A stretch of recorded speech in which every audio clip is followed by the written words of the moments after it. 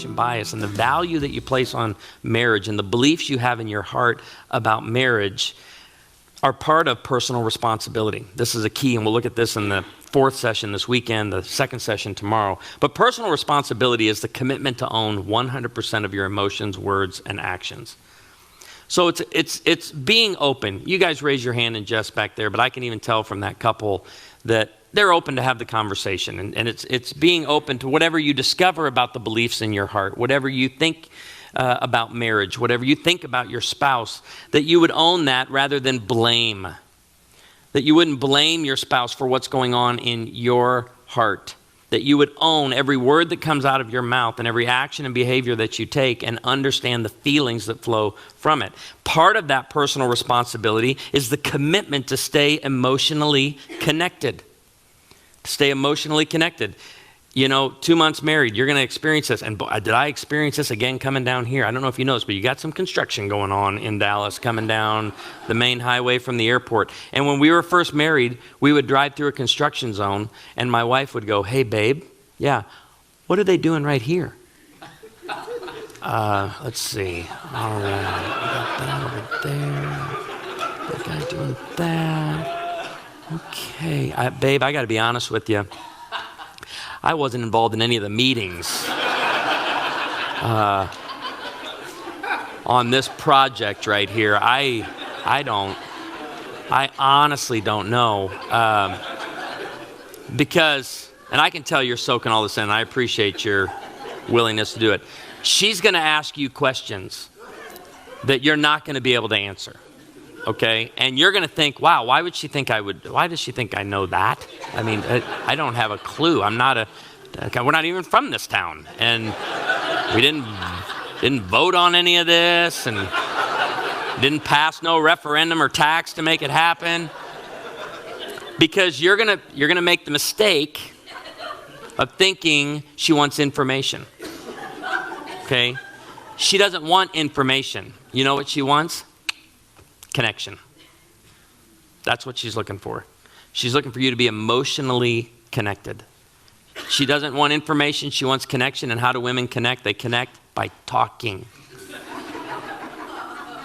So now, we did it again today, driving down from the airport. She goes, and it's humor for us. I mean, we love this about the grind of life. We're walking through, and or driving down, and she says, "Hey, babe, what are they doing right here?" Well, I turn into the construction foreman. I told them, "Rip it up, boys." We're going 12 lanes, not 6. Get rid of that waterfall on the beer banner over there, whatever that is. Get rid of that. That's so 1980s. I don't even know what we're doing there.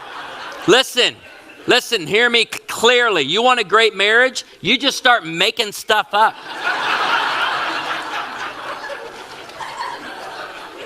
It's the commitment. It's something all of us have the same. We deal with the same issues. We do. The grind really isn't different for any of us. We all share the same common issues in the grind of life. A friend of mine told me he was at work and his wife called all frustrated and said, "Hey, the toilet's running again, hero." I told you for a week to fix this stupid thing.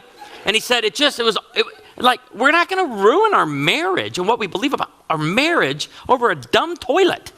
Does it get any more daily grind than a toilet? He said, I didn't know. It just wore me out. He said, "Honey, just go take the lid off the toilet. Look down. You'll see the chains wrapped around the bottom." "Yeah, it is. Yep, that's it. You're right." He goes, "Just reach down in there." And she goes, "Ew. Disgusting. I'm not reaching." It has to convince her, "Honey, this is tap water. This is like the water that comes out of the sink." Finally convinces her to reach in. And right before she reaches in, she goes, "Am I going to get electrocuted?"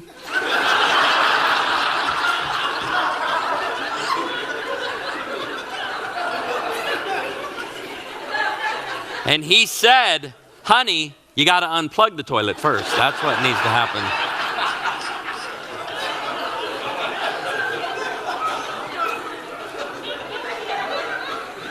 Do you know any couples that their marriage is at the end? And as you talk to them, you're trying to figure out what's really going on. And you're like, it's everything. Everything is right. They can't see eye to eye on nothing. Let me tell you, it didn't start there. It started with being unchecked. It started with having bad beliefs about marriage in the heart. Then they started to disconnect from one another emotionally. And now you're like, where do we even begin? The only type of counseling I do is called reconciliation counseling. It's heart-to-heart counseling. I don't deal with issues in counseling. You know why? Because there's always going to be issues. You're always going to have issues. There's always going to be kids. I've seen the enemy. They're very small. They'll destroy more marriages. Some of you are always going to be differences of opinion with money, in-laws, jobs, careers. There's always going to be the issue. If we can get you connected, back to connected heart to heart, where you care about the heart of your spouse rather than trying to be right, rather than trying to win an argument. If we can keep you emotionally connected, whatever issue comes your way, you can weather that. To continue, Galatians says it this way.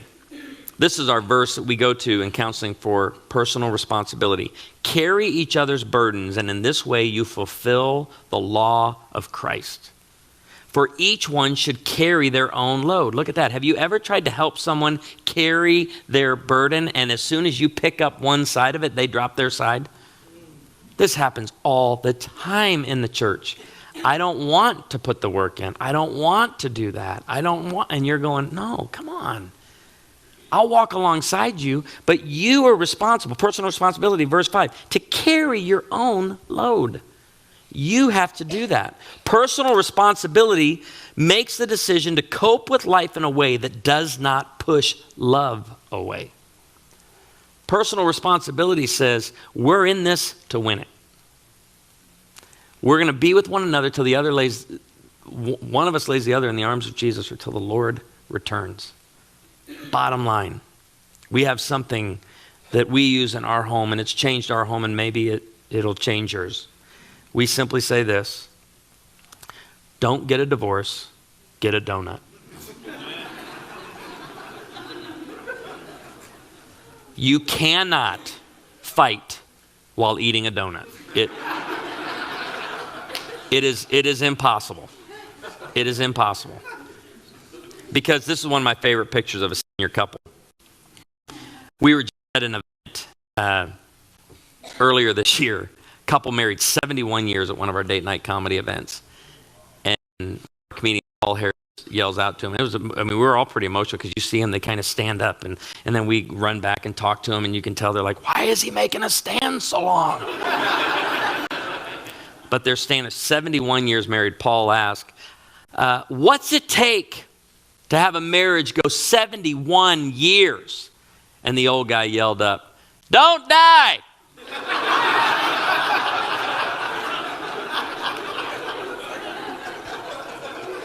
I thought that was beautiful. I can't think of a better one, but it takes me back to Grandma Mary Jane's house. This is my Grandma Mary Jane's house, 625 West Jackson Street, Naperville, Illinois. I spent my childhood growing up here, 800 square feet. At the time this picture was taken, 122 years old from the cellar on, and that front porch is where she loved to sit. She hated TV. She never watched TV. She passed away a few years ago at 90. She's the one that taught me, don't get a divorce, get a donut. She came from the generation that many of our World War II veterans that we celebrated last year, words like duty, loyalty, sacrifice, honor, commitment just flows out of them. My grandma was a fluffy woman. If you know what I mean. She was a large one. When she was in her 70s, she was getting a physical, and she saw the doctor, the young punk doctor, write down on her chart, obese. Completely and totally ticked my grandma off. And she made that young doctor cross off the word obese and write the words little chubby.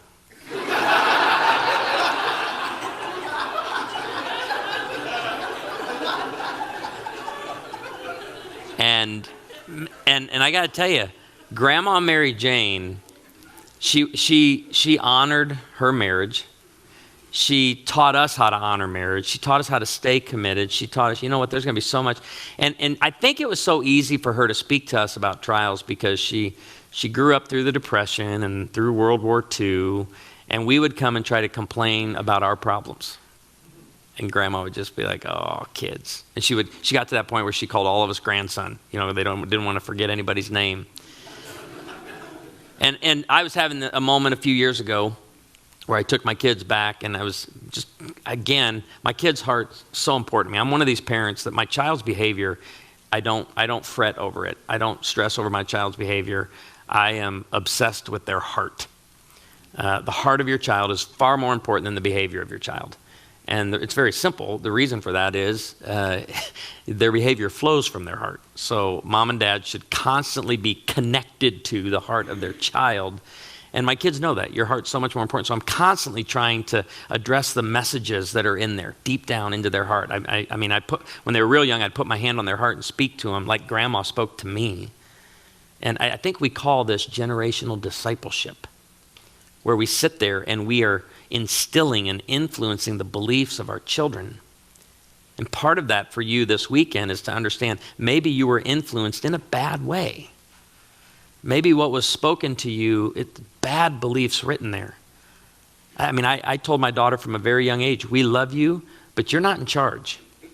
You're not the queen of this house. There's one queen in this house, and you ain't her. And I remember her looking at me with the eyes that said, yeah, we'll see. Big talker. I said, no, Corinne, there's the queen. You're my princess. I said, and one day you're going to leave this house. I'm going to be standing at the back of a church with you, looking down the aisle at some pervert. No, I did not say that.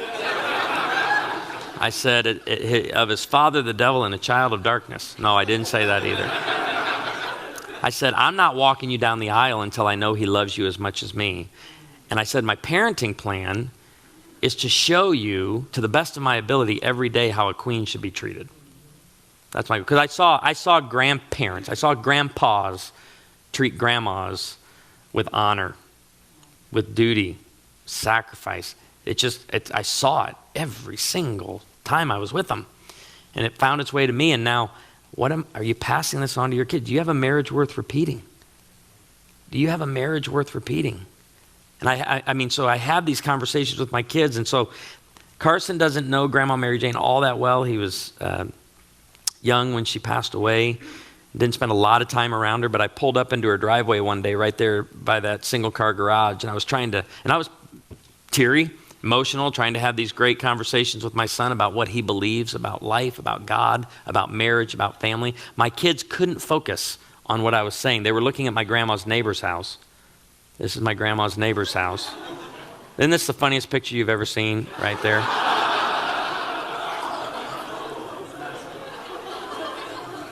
She was offered, this in her house, my brother and I would have to take 4x4 posts into the basement and crank up to keep her from falling through the basement. She was offered $500,000 just for her lot. And my kids are like, Dad, can we? I was going to take them on a tour. No one, you can tell it was for sale. No one was living in Grandma's house. I go, let's go look in Grandma's house. And Carson's like, can we go look at her neighbor's house? And I said, no, let me tell you something about this. The house on the left is paid for. The house on the right, there's a guy back on the back deck smoking a cigarette trying to figure out how he's going to make the mortgage payment next month. And 2 weeks ago, I was back in Naperville 2 weeks after they finally did tear down her house. And I thought, But here's the cool thing. Everything that woman ever taught me still is in here. House is gone. House is gone.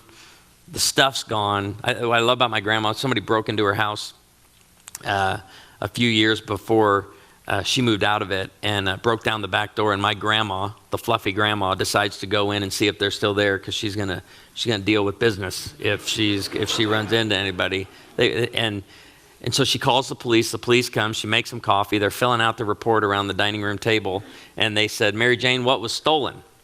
And she goes, oh. She gets up and looks around. They broke into her house and didn't steal one thing. It's because she had nothing worth taking. And we still laugh at those moments thinking, man, well, if there were two of them, one upstairs and one downstairs, you got anything down here? It's all junk. Ain't nothing. You got anything up? She ain't got nothing. She's got nothing. And that part I would agree with. She had nothing, but she had everything. She was the richest woman I ever met in my life. and she passed it on to her kids. And I end begin every funeral I do with Ecclesiastes 7:1-2 that says, a good name is better than fine perfume, and the day of death is better than the day of birth. For it is better to go to a house of mourning than to a house of feasting. For death is the destiny of every man, and the living should take this to heart. And as I take to heart the death of my grandmother, I am reminded every time I think about that woman of what she taught me about commitment, duty, loyalty, sacrifice, honor, and commitment. And those beliefs have found their way deep into my heart. And it's how my marriage is going now at 21 years. It's amazing how that works. Some of you may not have that story, and that's okay. Your family of origin maybe was traumatic. Don't regret those days. Ask Jesus to redeem your remaining days. Change what you believe.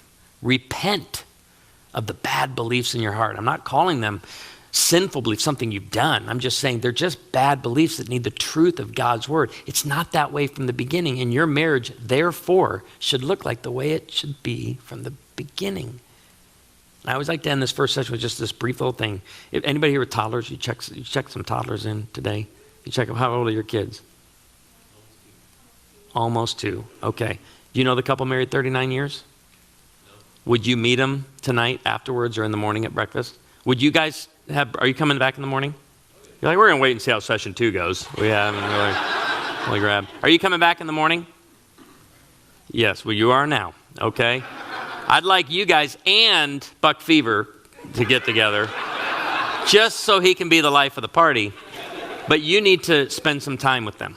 You do. You know why? Because you got antibacterial product hanging all over your purse. Okay, and she used to let her kids pick up cigarette butts and chew on them. And her kids are fine. You need to talk to him because on long trips, he let his kids sleep in the back window of the car. And you now strap them in like you're